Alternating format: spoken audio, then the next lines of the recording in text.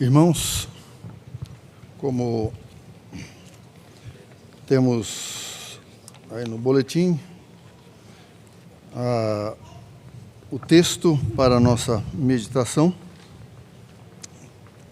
1 de João, capítulo 4, de 13 a 16.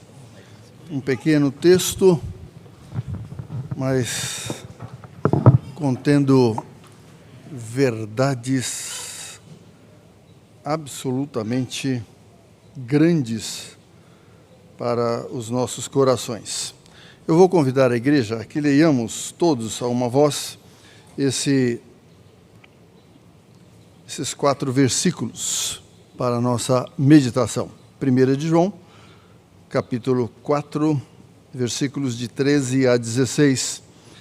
E a palavra de Deus nos diz: nisto conhecemos que permanecemos nele, e ele em nós, em que nos deu o seu Espírito.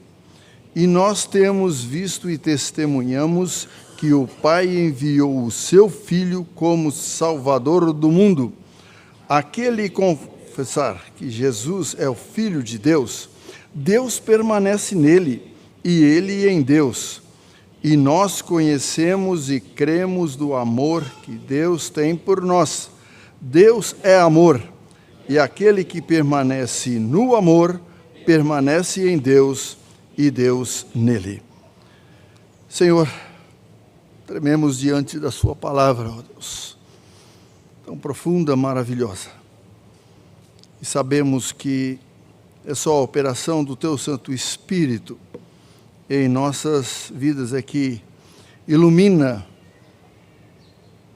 tirando, ó Senhor Deus, a cegueira que existe em nós. Te agradecemos, ó Pai, por essa bênção da atuação do teu Santo Espírito, que rogamos que nesta manhã o Senhor possa novamente nos iluminar e esclarecermos e nos firmarmos nas tuas verdades para a glória do teu nome. É no nome de Jesus que nós oramos. Amém.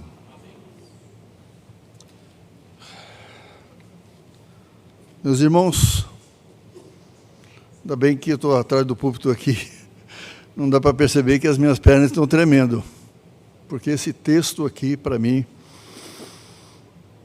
tem provocado isso em mim.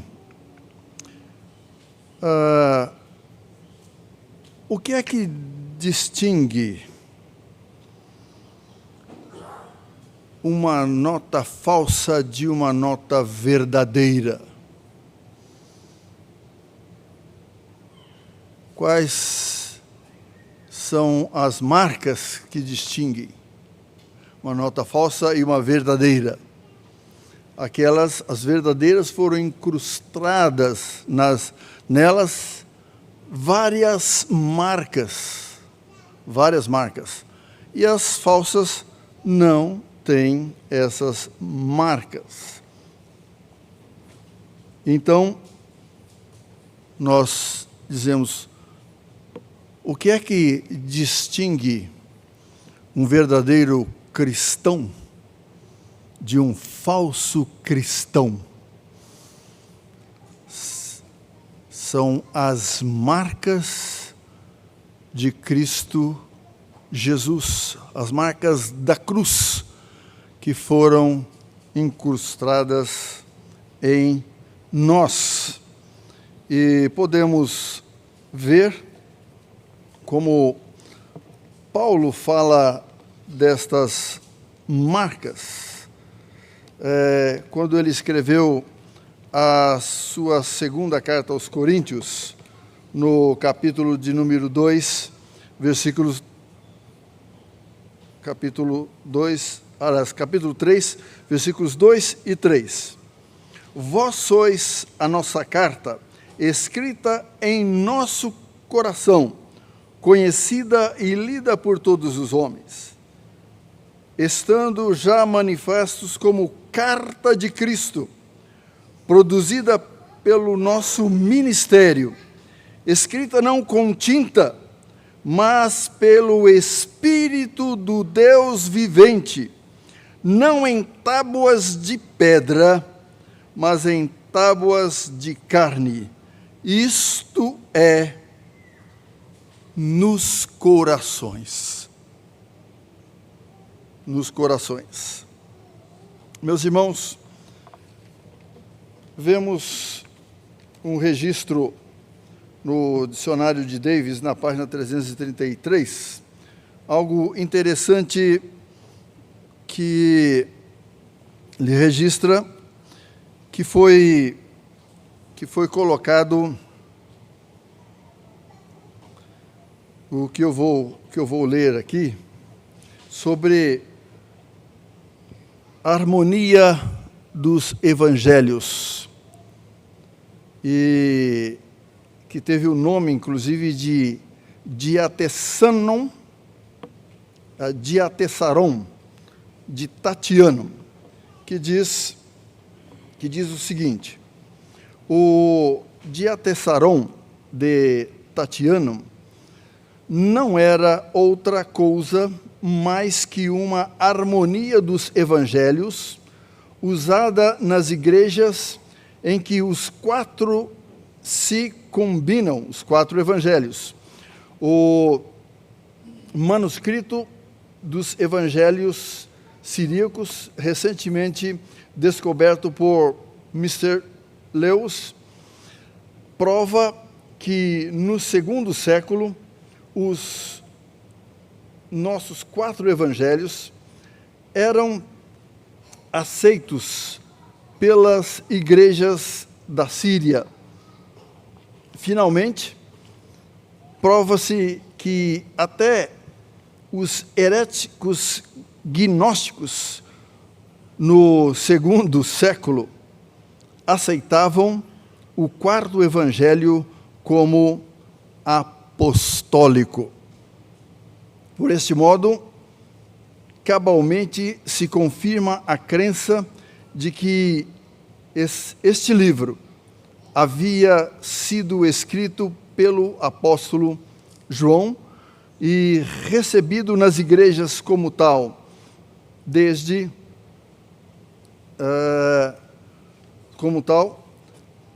a idade pós-apostólica.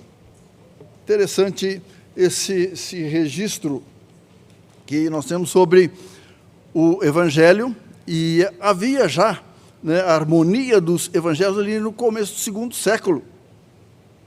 E é interessante que eu conheci isso daí quando estava no seminário, até comprei um livro chamado Harmonia dos Evangélicos, e estou lendo agora os quatro evangelhos de uma vez, baseado nesta harmonia dos evangelhos. E já havia esse registro que foi escrito, principalmente a primeira de João, para combater os gnósticos e as doutrinas que João coloca ali, vêm para mostrar que os verdadeiros cristãos tinham, então, estas marcas que ele apresenta aqui na sua palavra.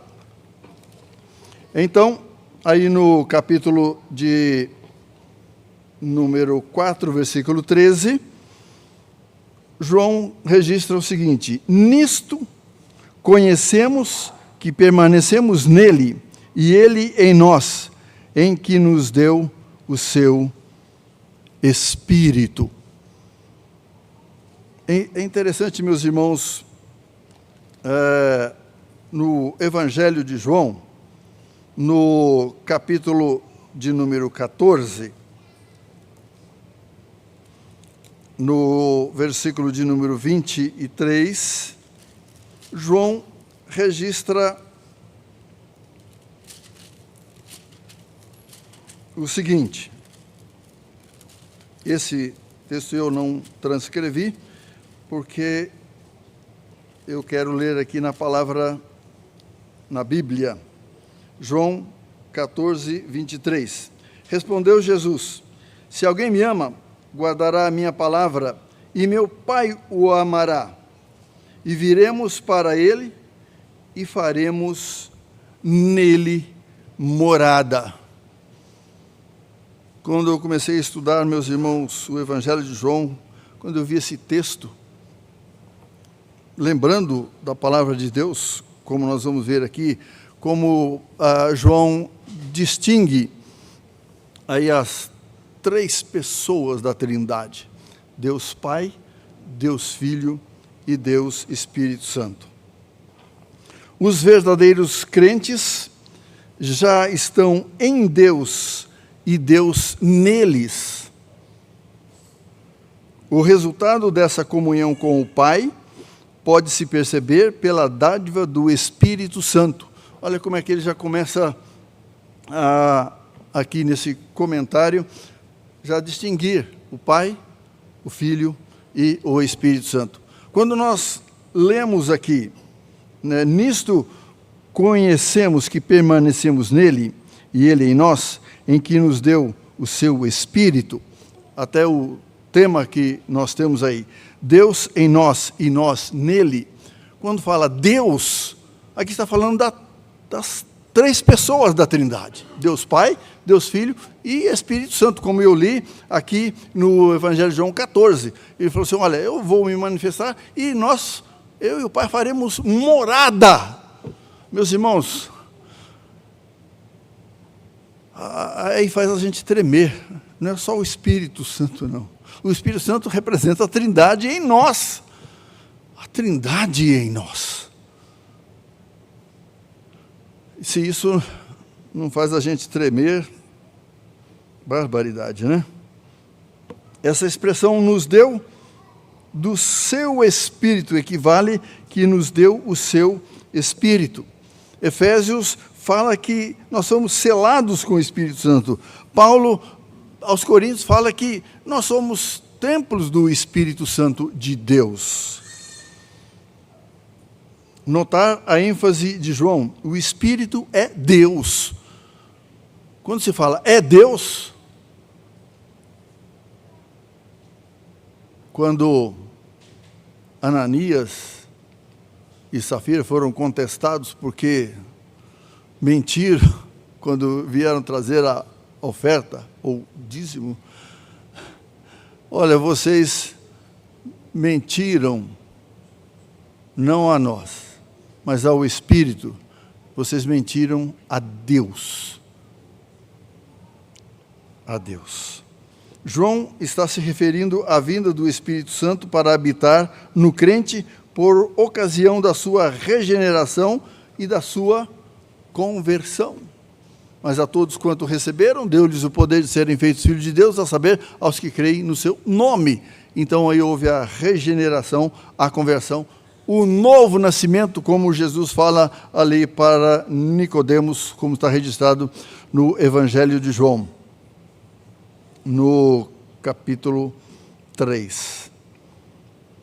E aqui no capítulo 3 também, da 1 de João, versículo 24, diz: aquele que guarda os seus mandamentos permanece em Deus, e Deus nele. E nisso conhecemos que ele permanece em nós pelo Espírito que nos deu. Ele está repetindo novamente. A presença do Espírito Santo em nós não nos faz deuses. Ele nos comunica. Ele não nos comunica a sua natureza, divindade. São atributos incomunicáveis de Deus, sua natureza, né? Deus onipotente, Deus onipresente, né? Deus onipotente, presente e onisciente. O Salmo de número 39 fala muito bem sobre isso daí. Então, a presença do Espírito Santo de Deus, né, não nos faz deuses. É como se fosse algo como uma osmose, né? Você pega um corpo aqui, sólido, e coloca um corpo líquido. Você coloca um ao lado do outro, e por osmose um vai absorvendo o outro, né, e aí forma uma terceira substância. Não é isso que acontece. Ou amalgamar, quer dizer, então, você ser mudado, ser feito um Deus aí. O conhecimento que nós obtemos, que é derivado da sua presença em nós, vem de duas formas. Primeira, pelo testemunho interno do Espírito ao nosso próprio espírito. O testemunho do Espírito em nosso próprio espírito. Romanos 8,16 diz: o próprio Espírito testifica com o nosso espírito que somos filhos de Deus. Segunda aos Coríntios, no capítulo 1, 22, diz que também nos selou e nos deu o penhor do Espírito em nossos corações. Efésios 1, 13, em quem também vós, depois que ouvistes a palavra da verdade, o evangelho da vossa salvação, tendo também nele crido, fostes selados com o Santo Espírito da promessa. E também fala que é o penhor que foi também pelo Espírito Santo de Deus. Efésios 1,13, em quem também vós, depois que ouvistes a palavra da verdade, o evangelho da vossa salvação, tendo nele também crido, fostes selados com o Santo Espírito da promessa. Então, esse conhecimento obtido, falamos, né, de duas maneiras, pelo testemunho interno e agora por meio de suas operações como iluminação para conhecermos a verdade. Então, eu creio que para nós isso aí é um teste, nós testarmos o Espírito Santo trabalhando em nós, testificando com o nosso e trazendo para nós a iluminação dessas verdades, né? Até lemos o texto aí de João 10, que contestaram lá Jesus Cristo, né? Eles ficaram preocupados lá, escuta, um demônio pode dar vista a um cego? Não, ele faz ao contrário, né? Quem pode fazer isso é só o Senhor, o Espírito Santo de Deus, iluminando. 1 Coríntios, capítulo 2, a partir do versículo 10, diz: mas Deus nos revelou pelo Espírito, porque o Espírito a todas as coisas perscruta, até mesmo as profundezas de Deus. Porque qual dos homens sabe as coisas dos homens, senão o seu próprio Espírito que nele está? Assim também as coisas de Deus, ninguém as conhece senão o Espírito de Deus. Ora, nós não temos recebido o Espírito do mundo, e sim o Espírito que vem de Deus, para que conheçamos o que por Deus nos foi dado gratuitamente. Disto também falamos, não em palavras ensinadas pela sabedoria humana, mas ensinados pelo Espírito, conferindo coisas espirituais com espirituais. Ora, o homem natural não aceita as coisas do Espírito de Deus, porque lhes são loucura, e não pode entendê-las, porque elas se discernem espiritualmente. Eu li até o 14, mas o versículo 16, Paulo, concluindo, ele diz assim: mas nós temos o que? A mente de Cristo Jesus, pelo Espírito que nos foi dada. E também o poder para mortificar nossa natureza pecaminosa. Lá em Romanos, capítulo 8, versículos de 9 em diante. Vós, porém, não estais na carne, mas no Espírito, se de fato o Espírito de Deus habita em vós. E se alguém não tem o Espírito de Cristo, esse tal não é dele. Se, porém, Cristo está em vós, o corpo, na verdade, está morto por causa do pecado, mas o Espírito é vida por causa da justiça de Cristo que foi imputada em nós. Se habita em vós o Espírito daquele que ressuscitou a Jesus dentre os mortos, esse mesmo que ressuscitou a Cristo Jesus dentre os mortos, vivificará também o vosso corpo mortal por meio do seu Espírito que em vós habita. Assim, pois, irmãos, somos devedores não à carne, como se constrangidos a viver segundo a carne.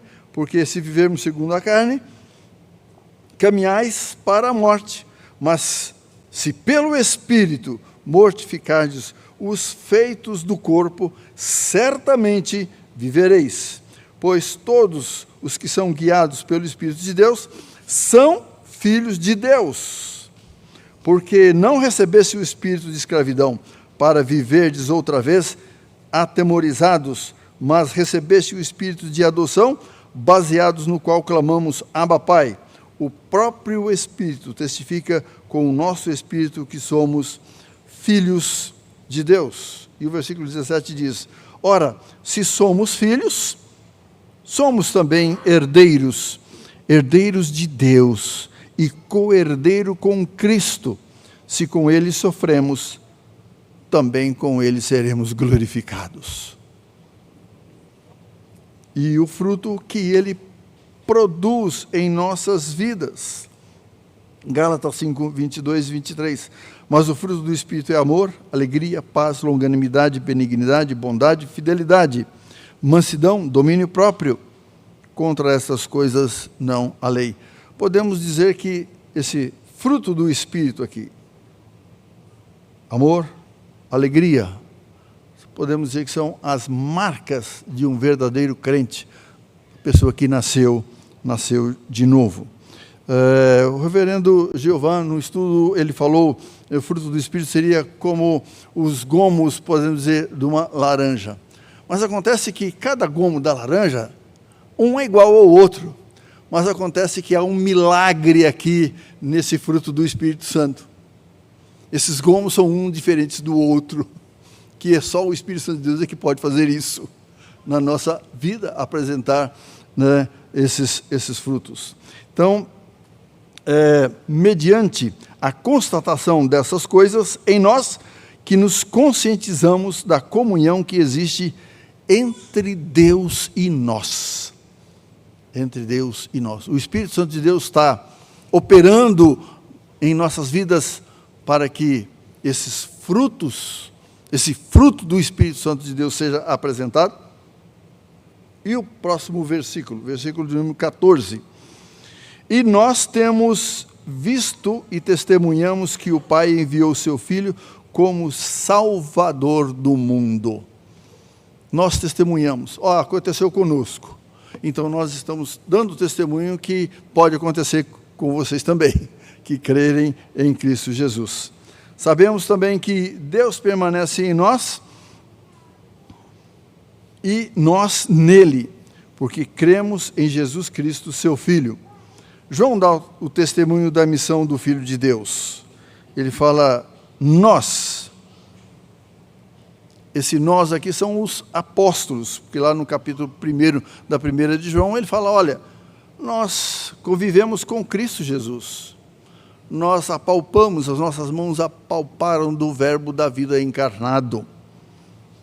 Então, eles viram o Filho de Deus encarnado, lá no capítulo 1, versículos de 1 a 3, que diz, o que era desde o princípio, o que temos ouvido, o que temos visto com os nossos próprios olhos e que contemplamos, e as nossas mãos apalparam com respeito ao verbo da vida. E a vida se manifestou, e nós a temos visto, e dela damos testemunho, e vô-la anunciamos, a vida eterna, o qual estava com o Pai, e nos foi manifestada nele. O que temos visto e ouvido, anunciamos também a vós outros, para que vós igualmente mantenhais comunhão conosco. Ora, a nossa comunhão é com o Pai, com o seu Filho, Jesus Cristo. Esta é a marca do crente, comunhão com Deus e com os irmãos, amando a Deus de todo o coração, de toda a nossa alma, de todo o nosso entendimento, de toda a nossa força, com todo o poder que Ele nos dá, e também ao próximo como a nós mesmos. Então, é isso que a palavra de Deus nos diz. João 1,14 diz, o Evangelho de João, capítulo 1, versículo 14, e o Verbo se fez carne e habitou entre nós, cheio de graça e de verdade, e vimos a sua glória, glória como unigênito do Pai. Então, eles viram seus milagres, os milagres que Jesus operou, eles viram as obras que Jesus fez, escutaram as suas palavras, os seus ensinamentos, perceberam seu amor e seu poder, foram testemunhas da sua morte, viram-no ressuscitado e com os seus olhos contemplaram quando ele subiu aos céus. E é isso que é registrado aqui nas epístolas de João. Ele fala que dá esse testemunho, e é em Cristo Jesus que nós temos a vida eterna. O testemunho deles continua falando hoje através dos seus registros. Com que propósito? Salvar as pessoas que estão neste mundo pecador. Meus irmãos, aqui na conclusão desta primeira carta, no capítulo 5, versículo 13, João diz, estas coisas vos escrevi, a fim de saberdes que tendes a vida eterna, a vós outros que credes em o nome do Filho de Deus. Então tem um propósito que foi escrito, podemos dizer, inspirado pelo Espírito Santo de Deus, para isso, para nós sabermos que quando cremos, quando recebemos a Jesus, nós temos. E o texto que nós lemos também, Jesus falou, olha, por esses quem eu dou a vida, aqueles que vêm a mim, de maneira os lançarei fora. E ele também diz, olha, ninguém as arrebatará das minhas mãos. Quem é que... Nem o diabo tem a ousadia de querer tirar uma vida das mãos de Cristo Jesus. Nada, Paulo, lá escrevendo aos Romanos, o seu cântico de vitória, fala, nada vai nos separar do amor de Cristo Jesus. Seja morte, seja perseguição, seja lá o que for que possa acontecer, nem principados, nem potestades, nada vai nos separar. Aquilo que foi feito em nós, essa obra de Cristo Jesus, que ele fez ali na cruz do Calvário, pagando pelos nossos pecados. No Conselho da Trindade, decidiram que tomariam papéis diferentes quanto à salvação do homem. As pessoas da Trindade são iguais em poder, em glória e majestade. Mas nós vemos claramente na palavra de Deus que o Pai, ele teve o seu plano, claro que junto ao Filho e ao Espírito Santo. Agora, nós vemos na palavra de Deus, né, o Pai envia o seu Filho. O Filho executa aquilo que foi planejado, decretado. E o Espírito Santo de Deus, ele aplica em nós aquilo que Cristo Jesus conquistou. Então, todas aquelas doutrinas que nós temos aí na palavra de Deus, é o Espírito Santo de Deus que faz com que nós possamos entender e dar glória ao nosso Deus por aquilo que Cristo fez para nós. E vemos esse trabalho do Pai, do Filho e do Espírito Santo. Mas será que o Pai trabalhou só até quando Cristo veio? O Senhor Jesus diz, né, eu e o Pai somos um. E o meu Pai trabalha até agora, e eu também. E podemos dizer que a Trindade está trabalhando até agora, aqui e agora, e até a eternidade, né? E podemos ver que esse trabalho, isso sem que seja prejudicada a igualdade das três pessoas. Não há conflito, mas sim harmonia. Em segundo lugar, devemos notar ainda que Jesus é o Salvador do mundo, no sentido que ele salva pessoas deste mundo e não o mundo todo. Ele salva pessoas deste mundo.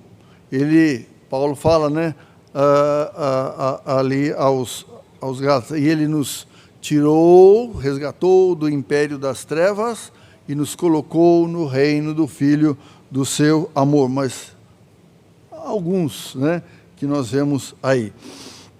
Então, o sacrifício de Jesus Cristo, ele tem poder para salvar o mundo, mas o sacrifício de Cristo Jesus é eficaz só sobre aqueles que Deus escolheu ali no seu plano, ali na eternidade, antes da fundação do mundo. O mundo aqui significa tanto judeus como gentios, os quais compõem a sociedade pecaminosa, as pessoas em rebelião contra Deus e debaixo do poder do maligno. Somente Jesus pode salvar as pessoas assim. Ele é o único e não há outro. Lá no livro de Atos, capítulo 4, versículo 12, diz: e não há salvação em nenhum outro, porque debaixo do céu não existe nenhum outro nome pelo qual dado entre os homens, pelo qual importa que sejamos salvos. Não tem. Salva mediante a sua obra redentora. E através dessa obra redentora é que os pecadores são salvos. É nesse sentido que ele é Salvador do mundo. Alguns textos, João 3,16, porque Deus amou o mundo de tal maneira que deu o seu Filho unigênito para que todo o que nele crê não pereça, mas tenha a vida eterna. Jesus veio ao mundo para salvar os que nele creem. Os demais que não creem perecerão. O Evangelho de João 1,29. No dia seguinte, viu João a Jesus que vinha para ele e disse: eis o Cordeiro de Deus que tira o pecado do mundo. João 3,17. Porque Deus enviou o seu Filho ao mundo, não para que julgasse o mundo, mas para que o mundo fosse salvo por ele. Mas aí no capítulo 3 desse mesmo capítulo, lá o último versículo 36 diz: por isso, quem crê no Filho tem a vida eterna. O que, todavia, se mantém rebelde contra o Filho, não verá a vida, mas sobre ele permanece a ira de Deus. João capítulo 4, 42, e dizia uma mulher: já agora não é pelo que disseste que nós cremos, mas porque nós mesmos temos ouvido e sabemos que esse é verdadeiramente o Salvador do mundo. João 12, 47. Se alguém ouvir as minhas palavras e não as guardar, e eu não o julgo, porque eu não vim para julgar o mundo, e sim para salvá-lo. Não salvar toda e cada pessoa. Na carta, nós vemos lá no capítulo 3, versículos 8 e 10. Aquele que pratica o pecado procede do diabo, porque o diabo vive pecando desde o princípio. Para isso se manifestou o Filho de Deus, para destruir as obras do diabo. Nisto são manifestos os filhos de Deus e os filhos do diabo. Todo aquele que não pratica a justiça não procede de Deus, nem aquele que não ama a seu irmão. E aqui na 1 de João 2,19. Estes saíram de nosso meio, entretanto, não eram dos nossos, porque se tivessem sido dos nossos, teriam permanecido conosco. Todavia, eles se foram para que ficasse manifesto que nenhum deles é dos nossos. Então, nós vemos que Os que são do Senhor são aqueles que creem, são aqueles que têm a nova vida, são aqueles que nasceram de novo, são aqueles que amam, são aqueles que perdoam, são aqueles que vivem em comunhão com Deus e com o próximo. E o versículo de número 15 aí do capítulo 4 diz: aquele que confessar que Jesus é o Filho de Deus, Deus permanece nele e ele em Deus. Esse, então, é o testemunho que João dá. Após dar o testemunho acerca da missão de Jesus Cristo, João faz uma aplicação quanto à permanência mútua. Aquele que confessar que Jesus é o Filho de Deus, Deus permanece nele e ele em Deus. Mateus 10, 32, 33, que já foi lido, né, aqui. Portanto, todo aquele que me confessar diante dos homens, também eu o confessarei diante de meu Pai que está nos céus. Mas aquele que me negar diante dos homens, também eu negarei diante de meu Pai. Assim, a consciência da permanência de Deus e de Deus em nós decorre dessa confissão pública que a pública de Jesus Cristo como Senhor e Salvador. Nesta carta, aí a prova que temos o Pai é confessar Jesus Cristo. No capítulo 2, 23 diz: todo aquele que nega o Filho, esse não tem o Pai. Aquele que confessa o Filho tem igualmente o Pai. Né? Aí na 1 João 2, 23. O que procede de Deus, no capítulo 4, versículo 2. Nisto conhecemos o Espírito de Deus. Todo espírito que confessa que Jesus Cristo veio em carne é de Deus. Isso não é uma confissão da boca para fora, mas de uma confissão de um coração iluminado, um coração crente, um coração regenerado, habitado por Deus, mediante o Espírito Santo de Deus. Quando Paulo escreve lá aos Coríntios, ele diz assim: olha, ninguém pode confessar que Jesus Cristo é Senhor, senão pelo Espírito. E ninguém pode dizer também que Jesus é anátema. Quem não tem o Espírito, né, diz isso. Isso não é uma confissão de boca para fora. Foi iluminado de uma pessoa que é crente, regenerado. Lá em Atos 5,32 diz: ora, nós somos testemunhas destes fatos, e bem assim o Espírito Santo que Deus outorgou aos que lhe obedecem. O versículo 16, caminhando aqui para a nossa conclusão: e nós conhecemos e cremos no amor que Deus tem por nós. Deus é amor, e aquele que permanece no amor, permanece em Deus e Deus nele. Nós somos os que conhecem e creem no amor de Deus. Vamos ver a expressão Deus é amor. Se Deus é amor, essa é a implicação lógica e prática. Então aqui temos a última evidência da relação de permanência mútua entre Deus e o crente. É o amor. O apóstolo Paulo diz que quando nós cremos, recebemos a Jesus, o amor de Deus foi derramado em nossos corações. Essa é a maior prova, podemos dizer, é a maior marca que nós temos, que nós somos filhos de Deus. Ficar firme na fé, nesse amor de Deus por nós, revelado em Cristo Jesus.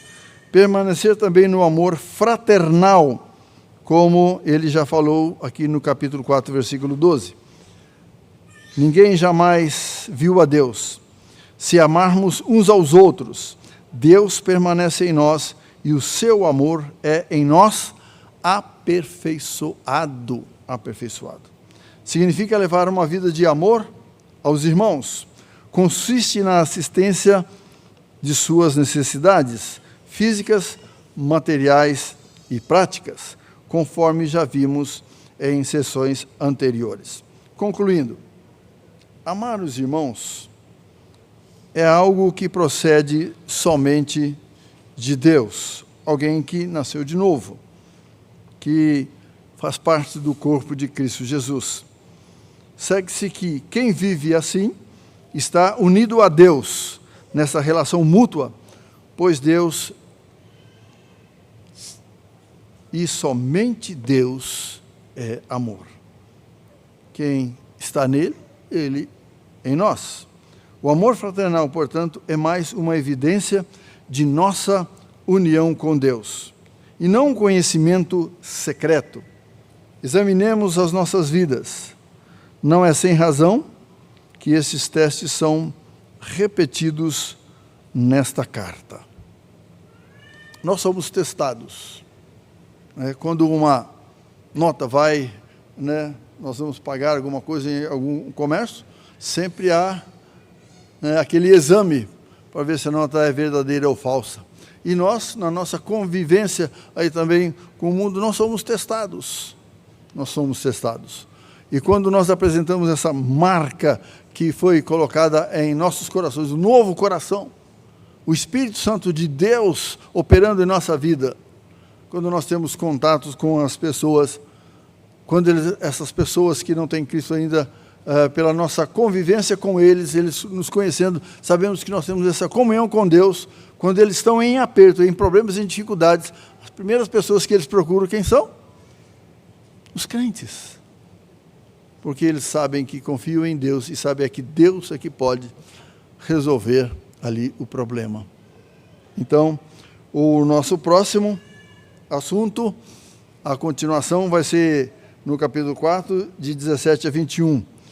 O perfeito amor é o tema da nossa próxima mensagem aqui do Evangelho de João. Que Deus nos abençoe. Reverendo Casteluber, por favor, nos leve a Deus numa oração e também a invocação da bênção do Senhor sobre as nossas vidas.